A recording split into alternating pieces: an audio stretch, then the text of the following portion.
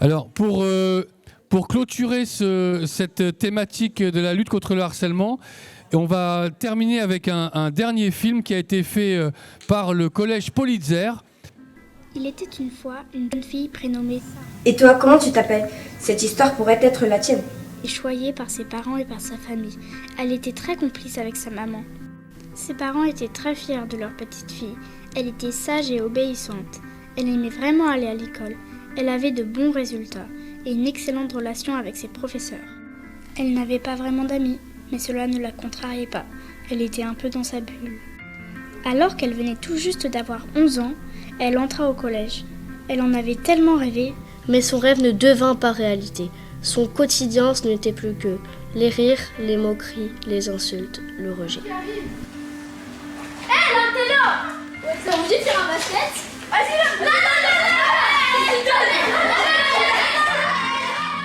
La joie s'effaça très vite au profit de la peur et de la tristesse. La boule au ventre remplaça le sourire en classe.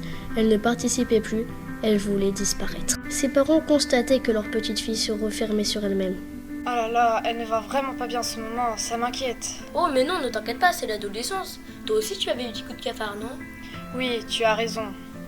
Et en plus, avec le super cadeau d'anniversaire qu'on va lui faire, ça va lui remonter le moral. Oh, depuis le temps que j'en rêvais. Mais ce téléphone, au lieu d'être un allié et un réconfort, devint très vite le complice de son malheur. Et les réseaux sociaux, ses pires ennemis. Les insultes maintenant la suivaient partout, tout le temps, jusque dans sa chambre. Mais impossible de lâcher ce téléphone, de se déconnecter. C'était devenu une drogue. Accrochée à son téléphone, elle espérait qu'un miracle se produise. Mais rien. Au mieux, les autres ne disaient rien. Au pire, ils en rajoutaient encore et encore. Le 30-20, ce numéro, cette voix qui va m'aider. C'est fini, ça fait du bien. Vous n'êtes pas seul, des solutions existent. Vous n'êtes pas seul, des solutions existent. Et on accueille les élèves de Politzer, s'il vous plaît. Venez par ici. Installez-vous.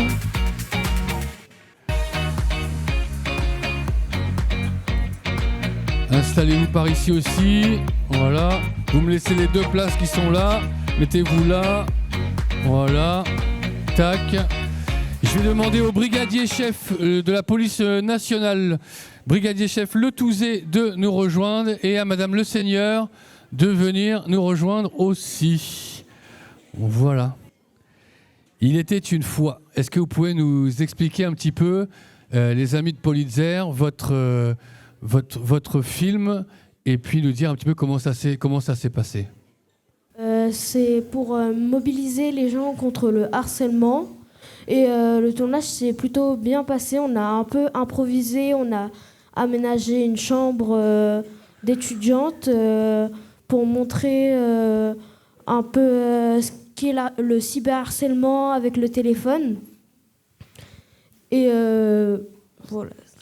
Et au niveau du scénario, comment vous avez écrit ce scénario? Comment vous êtes vous êtes inspiré de situations que vous connaissiez? Comment ça s'est passé?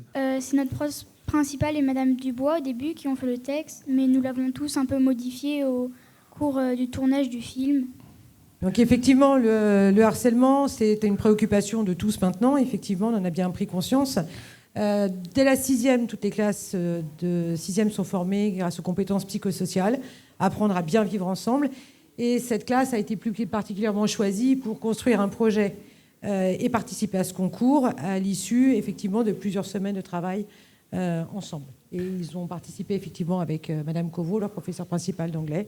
Et puis on a participé à construire le scénario qui s'est effectivement modifié au fur et à mesure des différents tournages. C'est un film qui a été primé, enfin en tout cas qui a remporté pas le prix national, mais le prix de l'Académie. Non, effectivement, le prix académique contre le cyberharcèlement. Voilà. Donc ça, c'est une fierté pour vous d'avoir fait un document qui a été primé quand même. Oh, vous étiez plus bavard la dernière fois qu'on s'est vu. Hein. Bah oui, parce qu'on est content et on espère que ça va un peu améliorer les choses, qu'il y ait moins de victimes. Et on est très content du résultat. On a espéré que ça a passé un message à tous les élèves de tous les collèges et même en primaire que le harcèlement c'est grave. Bah oui, c'est très grave parce qu'il y a plein de conséquences très graves à cause de ça. Et bah c'est pas acceptable. Il faut tout changer. La question que j'ai posée tout à l'heure, c'est pour vous, quel est le meilleur support? Est-ce que c'est le film ou pour donner envie, pour donner surtout pour combattre le harcèlement? Est-ce que c'est le film, c'est votre média? Est-ce qu'il faudrait des affiches en 4 mètres par 3 mètres dans les panneaux publicitaires plutôt que de voir des meubles à vendre sur des grandes surfaces? Comment on pourrait améliorer la lutte contre le harcèlement, à votre avis? Parce que c'est vous qui pouvez nous faire des propositions aussi.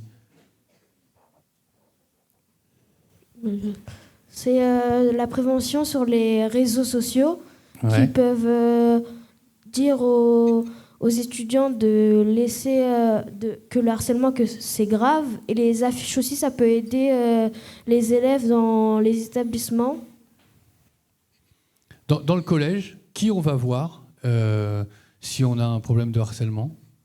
Ce sont les CPE, l'assistante sociale, les surveillants. On peut en parler aux adultes dans le collège en lui-même.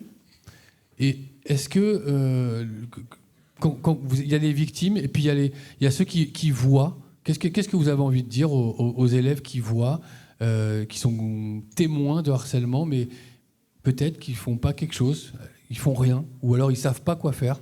Qu'est-ce que vous leur diriez? D'aller voir un adulte pour le dire, déjà. Et C'est tout. D'aller voir un adulte. Vous vous sentez rassuré d'aller voir un adulte? C'est déjà important. Hein. Est-ce qu'il y a quelque chose qu'on n'a pas dit qui vous semble très important? Vas-y. Peu importe l'âge, que l'on soit en primaire comme au lycée, le harcèlement n'est pas quelque chose que l'on peut tolérer. Parfois, on ne s'en rend pas compte, ça peut juste être quelque chose que l'on dit de temps en temps, mais si ça se répète et si c'est toujours sur la même personne, que ce soit que ce soit verbal ou physique, ça peut être du harcèlement, même si on ne s'en rend pas forcément compte. D'accord.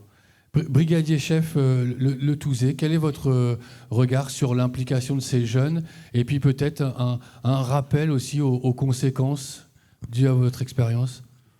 Alors bonjour à tous, moi je suis le brigadier chef Le Touzé, je travaille à l'état-major au commissariat d'Évreux. Rappel de présentation, je suis référent scolaire, j'ai diverses tâches aussi. J'interviens dans les écoles sur la prévention contre le harcèlement en ce moment. Et je voudrais tout d'abord féliciter les élèves pour les 3 courts-métrages parce que ça nous parle, voilà, c'est du concret, c'est des situations réelles. Et c'est important de lutter contre le harcèlement. On l'a bien vu, on a identifié pour le harcèlement, il nous faut un ou des auteurs, il nous faut une victime et il nous faut ces fameux témoins. Alors, les témoins actifs, ceux qui encouragent, non. Les témoins passifs, celui qui voit et qui ferme les yeux, non plus. Vous pouvez tous être des témoins aidants. D'accord? Si vous avez le courage dans la cour de récréation de dire non, tu lui fous la paix, tu le laisses tranquille, faites-le. Si vous ne pouvez pas le faire, si à ce moment-là vous n'avez pas le courage, vous allez vers votre professeur, vous allez vers votre CPE, vous en parlez à vos parents. Et derrière, on va agir. D'accord? Je vais reprendre vos termes de cours de récréation. Vous n'êtes pas des balances, vous n'êtes pas des pocaves. Si vous aidez des camarades, ils vous sont reconnaissants. J'ai rencontré dernièrement un élève de 5e qui me disait « Moi, pendant plusieurs années, j'ai été harcelé par mes camarades. » Eh bien, aujourd'hui, il est en 5e, il est encore très reconnaissant de l'action de ses camarades. Au niveau de la loi, le harcèlement, il est puni. Il est puni par la loi. C'est 1 an d'emprisonnement, parce que c'est un délit, et c'est 15 000 € d'amende. Si j'utilise mon téléphone portable ou mon ordinateur via les réseaux sociaux pour harceler l'un de vous, un mineur de moins de 15 ans, je vais passer à 3 ans d'emprisonnement et 45 000 € d'amende. Alors vous allez me dire, oui monsieur, moi les 45 000 €, je ne les ai pas, je ne paierai pas. Mais d'après vous, qui va payer cette somme? Voilà, et pourquoi? Parce qu'ils sont responsables de vous. D'accord? Donc vos actes peuvent changer le train de vie de vos parents parce qu'il va falloir donner des dommages et intérêts à la victime ou à la famille de la victime. D'accord ? Très bien, merci beaucoup pour votre témoignage. Madame Le Seigneur, vous êtes élue en charge des transports. Les transports, ça fait partie aussi du collège. On sait que des fois, dans les transports, il y a autant de problèmes que dans le collège ou dans la vie de tous les jours, en fait. Quel est votre regard et qu'est-ce qui est mis en place aussi dans les transports pour aider ces jeunes qui pourraient être victimes d'une agression ou de harcèlement ? Alors, d'abord, je voudrais vous féliciter, juste avant de répondre à la question. Bravo, vous avez gagné le prix de l'Académie, mais de toute façon, vous avez gagné le prix d'avoir osé le faire. Et ça, c'est formidable. Vous êtes, vous, tous porteurs du message. Et vous tous qui êtes représentants des élèves, vous avez aussi un rôle. D'autres élèves harcelés peuvent venir vous voir, vous pouvez être un maillon dans la chaîne. Donc déjà, félicitations. Alors effectivement, dans les transports, il n'y a pas de choses spécifiques qui sont faites parce que ce ne sont pas des enseignantes, ce ne sont pas des professionnels de l'écoute de l'enfant. Néanmoins, si vous avez, ou s'il y a, vous pouvez le dire, un problème de harcèlement qui se poursuit dans les transports, parce qu'à un moment, il se poursuit, il est dans l'école et il se poursuit souvent sur le chemin de l'école et dehors. Tous les chauffeurs de bus sont là pour pouvoir, à un moment, écouter votre parole. Il y a quoi que ce soit, rapprochez-vous du chauffeur de bus. Ne restez surtout pas dans le fond isolé. Venez vers l'avant et vers le chauffeur. Il n'y a pas des contrôleurs tout le temps. Généralement, les contrôleurs, c'est comme la police, on en a un petit peu peur. Non, faut plus en avoir peur. Dès que vous nous avez parlé, on n'en a plus peur. Mais voilà, mais en fait, allez près du chauffeur, rapprochez-vous du chauffeur. Et là, de toute façon, obligatoirement, celui qui sera harceleur sera un petit peu gêné et va se pousser. Et n'hésitez pas à dire, là j'ai peur, je ne suis pas bien. Ou si un adulte à côté, n'hésitez pas. Vous avez dit oui, il faut le dire. Vous l'avez plutôt bien dit. Bon, je ne comprends pas pourquoi il y a les garçons d'un côté et les filles de l'autre. Ça m'épate depuis tout à l'heure. Je me dis, ils sont placés comme ça. Mais vous l'avez tous dit très, très bien. Il faut le dire, un référent, un adulte, quelqu'un qui peut vous aider. Dans les transports, c'est la même chose. Le chauffeur, rapprochez-vous du poste de conduite. C'est ce qu'on appelle le poste de conduite. Voilà. Et puis, je voudrais juste souligner, rebondir sur quelque chose. Ce n'est pas ma casquette dans ces cas-là de transport. Mais tu as raison. Tu as dit, le harcèlement peut être au lycée. Il peut continuer. Il peut commencer aussi au primaire. Vous avez peut-être tous des petits frères et des petites sœurs. Et il y a beaucoup de choses qui se mettent en place aujourd'hui, notamment dans les écoles d'Évreux sur ce sujet-là. Grâce à l'État, il y a des écoutes, et même en maternelle. Alors, ça n'a pas le même nom, c'est de l'écoute de bienveillance, mais voilà. Je pense que quand on apprend dès tout petit, il y a un sujet, on fait de la bienveillance et on dit des mots sur les ressentis, ça nous aide pour pouvoir lutter plus tard contre le harcèlement. Merci beaucoup. Effectivement, je pensais aux chauffeurs, aux contrôleurs médiateurs qui sont des adultes vers qui on peut se tourner sans problème et vers qui vous pouvez avoir aussi une entière confiance. Bravo, on peut les applaudir bien fort pour leur engagement. On va... Oui. Oula, il m'a tapé sur le coude. À mon avis, il a un truc très important à dire. Vas-y. C'est que merci beaucoup de nous avoir invités, mais on a un message très important pour nous à vous faire passer. Vous n'êtes pas seul, des solutions existent. Très bien. Et on remercie Madame Dubois. On remercie Madame Dubois, la principale du collège Politzer. On peut l'applaudir bien fort pour aussi permettre que ces journées existent en acceptant d'amener ses élèves ici et de faire rencontrer les autres. Voilà, on peut applaudir encore une fois, s'il vous plaît. On va se mettre là-bas, vous allez rejoindre vos camarades. Monsieur brigadier chef et Madame le Seigneur, vous allez leur remettre les petits trophées.